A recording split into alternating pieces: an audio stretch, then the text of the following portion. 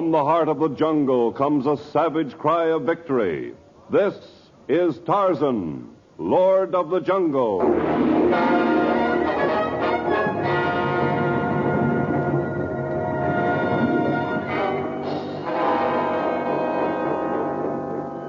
From the black core of dark Africa, land of enchantment, mystery, and violence, comes one of the most colorful figures of all time, transcribed from the immortal pen of Edgar Rice Burroughs.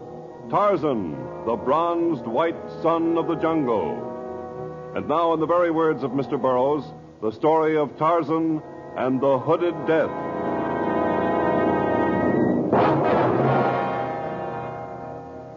Tarzan had long since come to the conclusion that man was the cruelest of all the jungle creatures. And although the native tribe with whom he had spent the past few months had been friendly enough, it was good to be alone again. He wore a contented smile as he entered the clearing near his seacoast cabin. Suddenly, he stood motionless. From inside the cabin came the scent of man. He crept to the door noiselessly, and then he flung it open. Who's in here?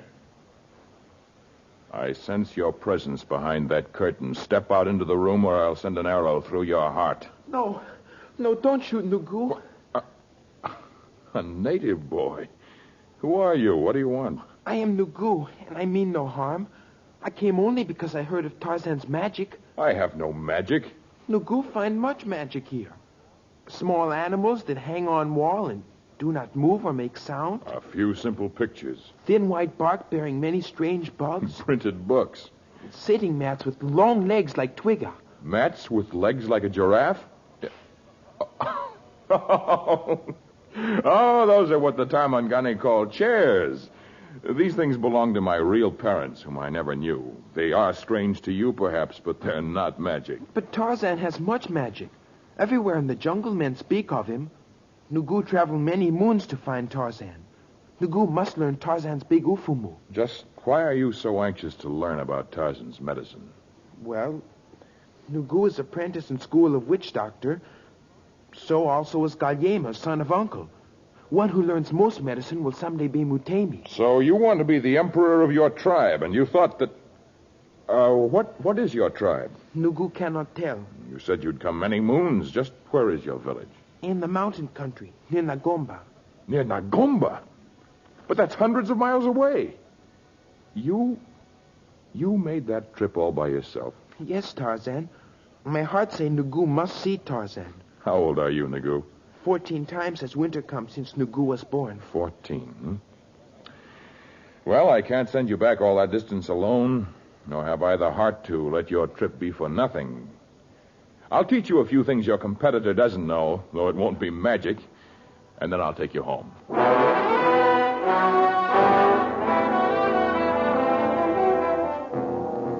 That night, Tarzan taught Nugu a few things unknown to the jungle tribes. But early the next morning, while the instructions continued in the clearing in front of the cabin, the lessons came to an abrupt end. The scent of the Tarmangani was in the air. Instinctively, Tarzan grasped a vine and swung himself up into the trees. The native boy stood alone in lost wonderment as two jungle-weary white men staggered from the brush and fell exhausted at his feet. You going, Chua? You are sick? Water. Just get water. Please. Nugu get water. But first, white men take this powder. What is it? Ufumu, good medicine. Give to other white men, too. Nugu get water now. Here, I have brought water. Tarzan, Nugu thought... Where did you get that medicine, Nugu? What is it? Always people of my tribe carry powerful medicine in gourd about their necks. It's made of strong herbs. Well, you'd better take it, strangers. Much of the black man's medicine is strong against the evils of the jungle. Here, I'll hold the water bag to your lips.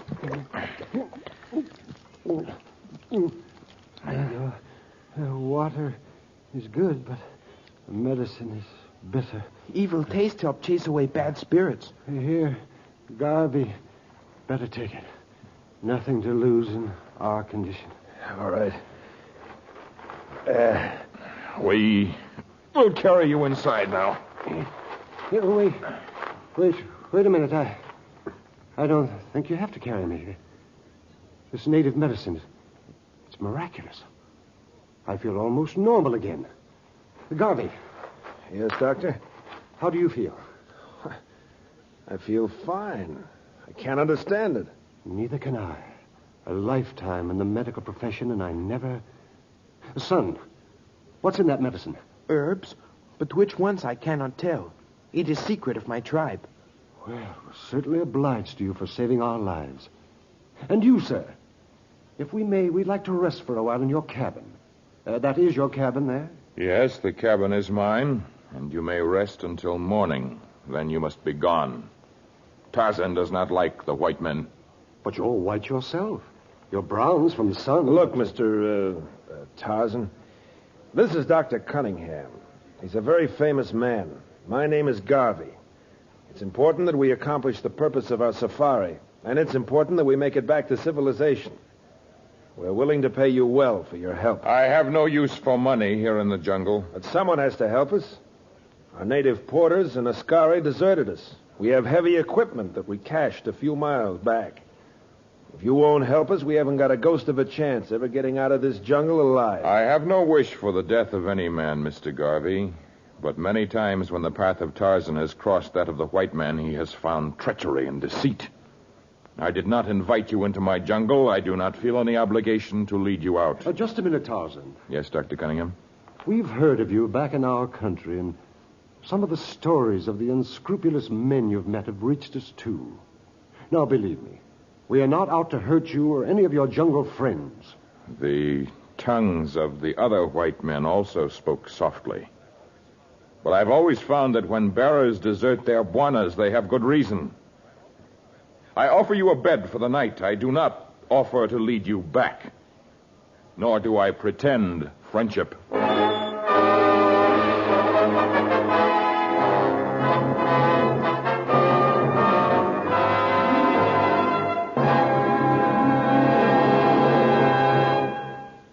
We shall return to Tarzan in just a moment.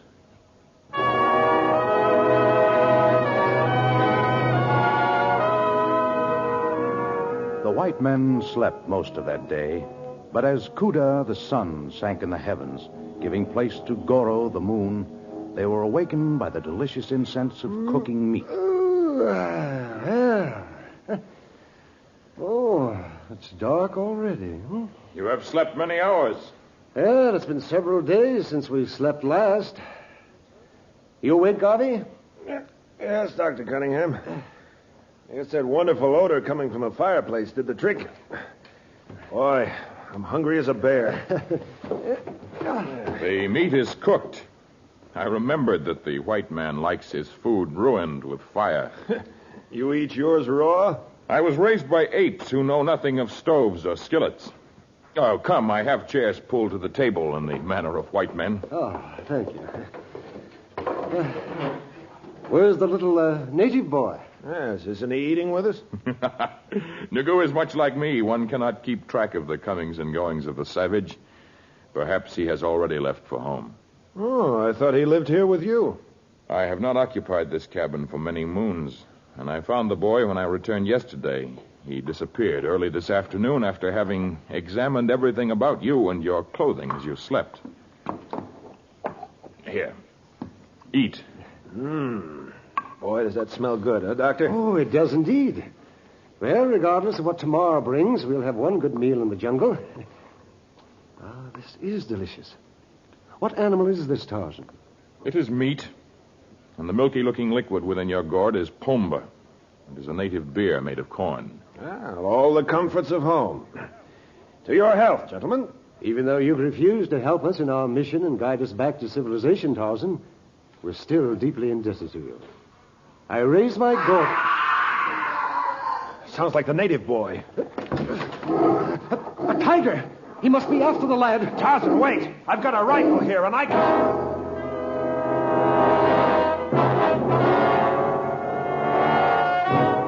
But Tarzan waited neither for words nor for the help of the white man's thunderstick. He was out of the door and into the jungle clearing in one great leap. 100 yards away, Nagu was running toward the cabin as fast as his thin legs would carry him. And behind him came a savage tiger, its great strides bringing it closer and closer to its prey. The boy increased his speed. He was going to get away. And then suddenly he tripped on a gnarled root of a tree. Help me, Tarzan! Help me! I will help! The boy tried valiantly to regain his feet, but the great beast was already upon him, his mammoth claws raking the young body, and his huge jaws opened wide to tear at the soft young throat. But before the mighty jaws could close, two steel-corded hands interfered. Tarzan rolled Nagu out of the way with one foot, and his hands continued to stretch the jaws of the tiger further and further apart, until suddenly the enraged beast wrenched free and backed away from the lord of the jungle. But Tarzan was after his old enemy. He leaped upon him, and his razor-sharp hunting knife flashed into the air and then found its mark.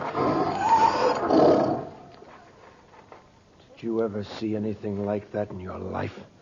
Fantastic. Come on, Garvey. The boy's hurt. You can't do much without your instruments, Doctor. Look, my kit. There by the boy. Well, how in the name of thunder did...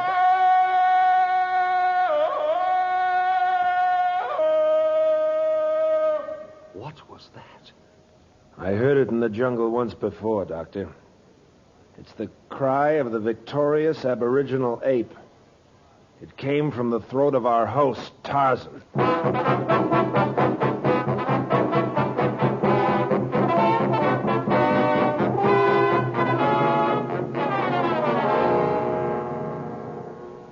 And now the roller bandage. Here you are, Doc. Nagu will live. Yes, Tarzan. It's miraculous, but there's nothing broken, and the wounds are only superficial. The medicine you put on the wounds, it will help. Scissors, please, Garvey. Here you are. Now you'll be as good as new in a few days, son. I know it's painful.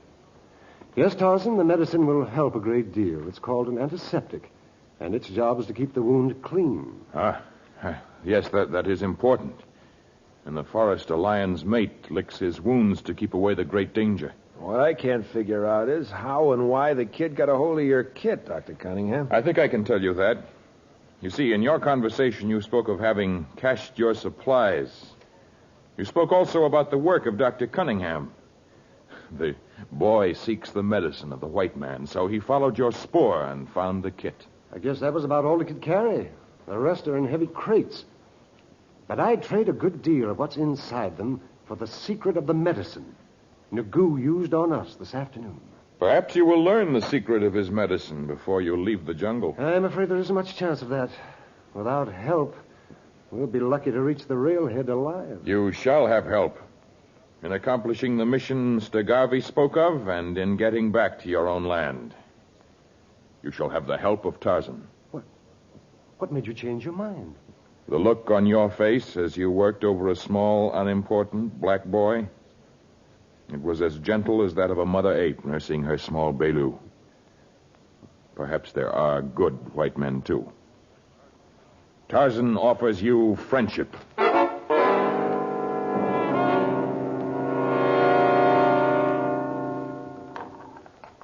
Well, our little interruption did nothing to spoil my appetite. Very delicious, Tarzan, even if I don't know what I'm eating. It is the meat of a small rodent. I hesitated to tell you, for civilized people have strange taboos. I'm afraid we're too hungry to have any prejudices at the moment. You know, when our porters deserted us, they took most of the food. I still can't understand that, Tarzan. They seemed friendly and satisfied, and then as soon as we reached the heart of the jungle, they deserted us while we slept. Without cause? Yeah, I'm afraid it was my fault. I hired them, and I didn't tell them what we were really after until the night before they left us. Garvey. I'm sorry, Doctor, but it seemed best at the time. What do you seek in the jungle? We're after snakes. Ah, then that is why your men fled. They were afraid. Yes, but they killed tigers and lions and elephants. How could they be afraid of a few snakes when we have all sorts of equipment to protect them? They are not afraid of the snakes. They are afraid of the Wakayoka, the snake men. Snake men? They are all powerful over the natives. You might call them witch doctors, but they're much more than that. And only they can hunt for Sheeta, the snake. Yes, but we've come thousands of miles to get them. You see, Tarzan, Dr. Cunningham is a pathologist. That means he's trying to find new ways of curing sicknesses. For many years, he's been working on a serum to cure man's most dread disease. It's called cancer. I've had some success with the serum I compounded from the venom of snakes already in captivity. But I think I might be more successful if I could get venom from wild ringgalls. I do not know a snake by that name. Well, its popular name is the South African cobra. You can usually recognize it by its head. It sort of swells up when it gets ready to strike. Yes, The head resembles an evil-looking hood. Yes, I know the snake now. In the jungle, we call it the hooded death. And now that you know what I seek, I suppose you'll desert me like the others. I am Tarzan. I never break my word. I will go with you to the North Country where this snake you call the cobra lives in great numbers. That's wonderful. Together we shall face the hooded death. And together, too, we shall brave the wrath of Wakayoka, the snake men.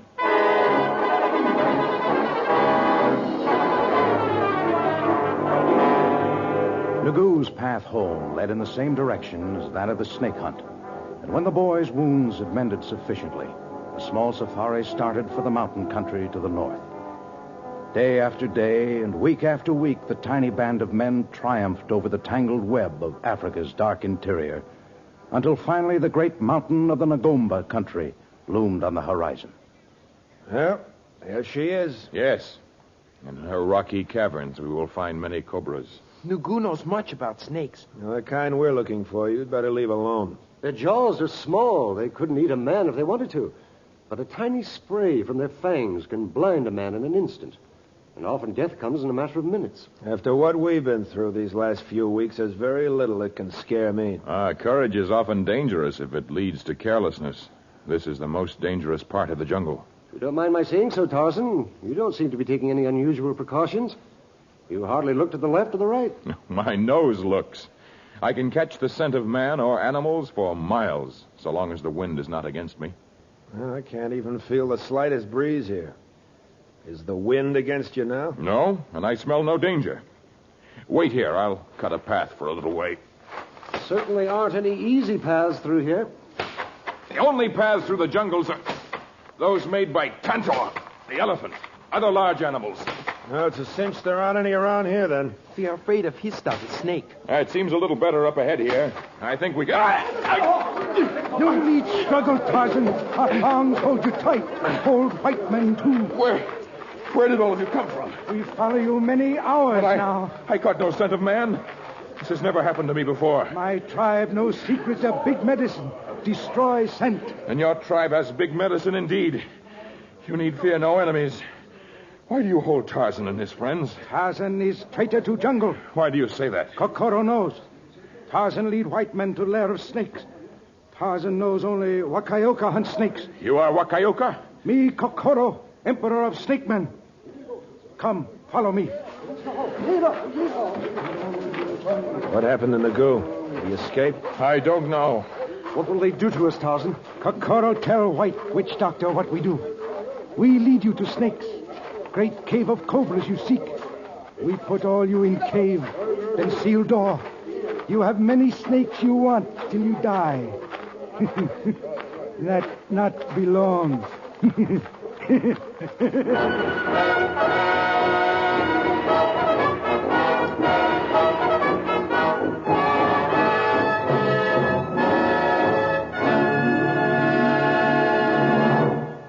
In just a moment, we'll continue with Tarzan and the Hooded Death.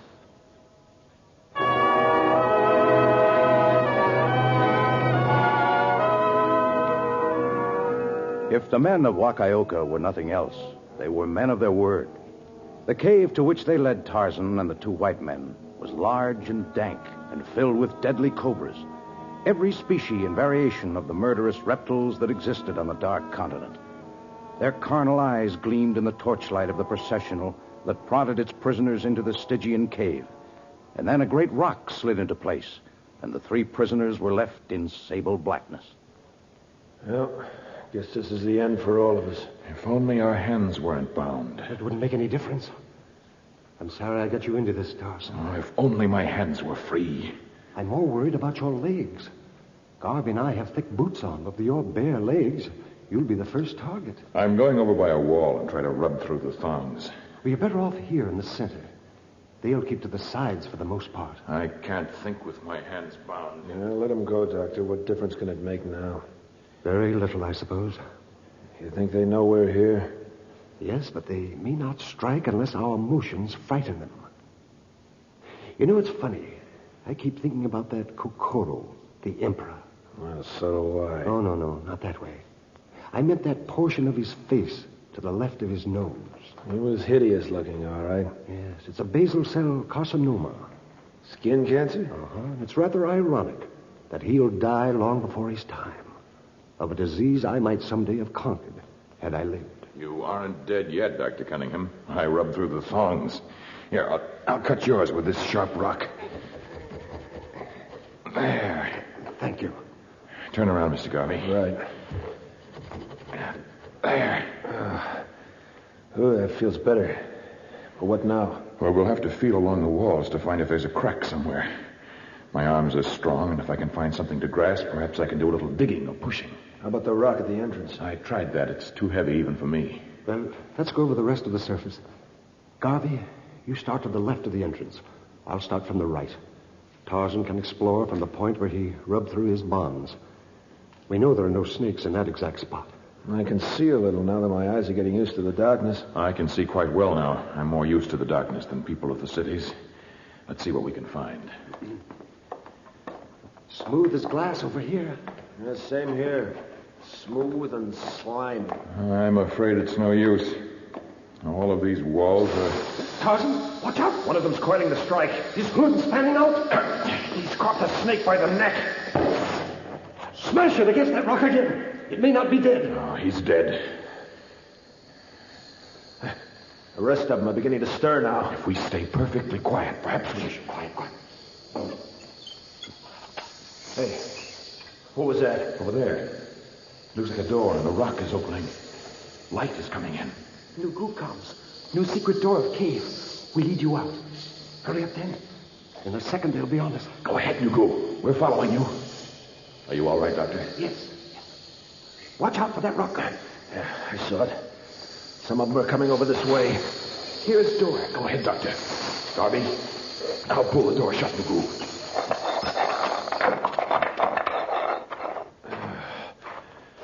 Phew.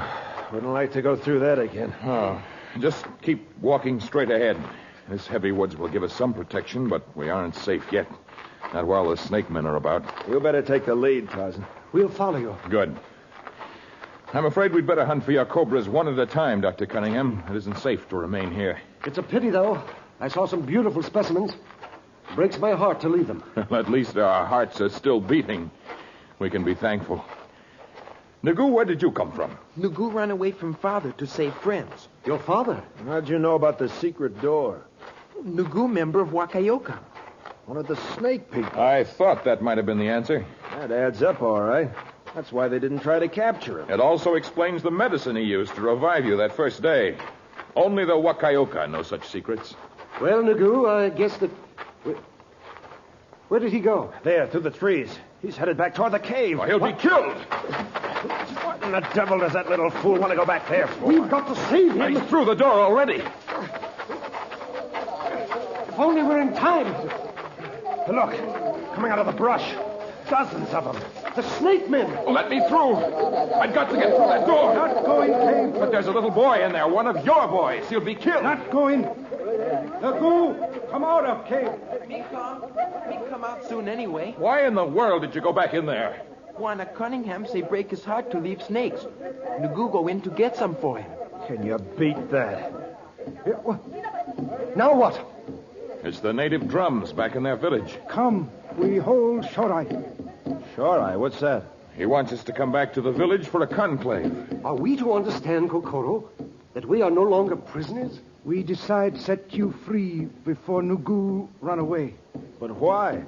White witch doctors and great Buana of jungle unharmed by hooded death. Mean snakes know you have great medicine. Now you honored guests of Kokoro, Emperor Wakayoka, and of Nugu, his son, who will one day be Mutemi. His son? Well, can you beat that? Nugu tell father about white man's medicine put on wounds. How Tarzan saved Nugu from tiger. Not to mention the fact that he was ready to go back into that hideous cave to save you from the snakes. Why do you laugh, Kokoro? Snakes not harm Nugu. He of royal snake blood. From day he born, he is rubbed with leaves of Yaradumio tree. And Macalia, a great eufumo, is put into veins of small body. No snake can hurt Wakayoka. I don't know why, but I believe every word he says. You believe. In days to come, Kokoro will prove. You not know when starting into cave to save Nagu, he could not be harmed. You risk life for my son. Kokoro, now your brother. Kokoro, if you were to get me some venom from the fangs of a cobra, I might be able to prove myself a brother to you. By treating that sore upon your face. So, my medicine not help that. Kokoro, get you snakes, all you want. We will trade our knowledge. You teach me white man's medicine. I tell you secrets, jungle roots and herbs. And when you're through trading information? Then Kokoro's men lead doctor and friend to Railhead. Mutemi has spoken, Tarzan. Mutemi speaks wisely. Would that all the men of the world could meet and exchange knowledge for good, instead of exchanging spears of war.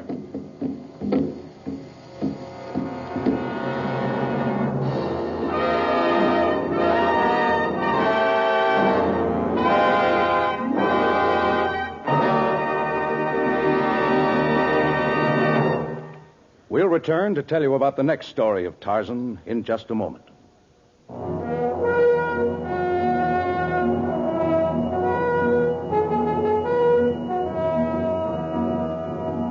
In our next story, we relate the experiences of Tarzan and the Manyuema. The Manyuema, one of the deadliest tribes of the Dark Continent. Men whose savage faces are painted with violent pigments, whose bodies are decorated with macabre souvenirs of their victims, and whose teeth are filed to sharp points so that they can more easily tear into the flesh of their favorite food, man.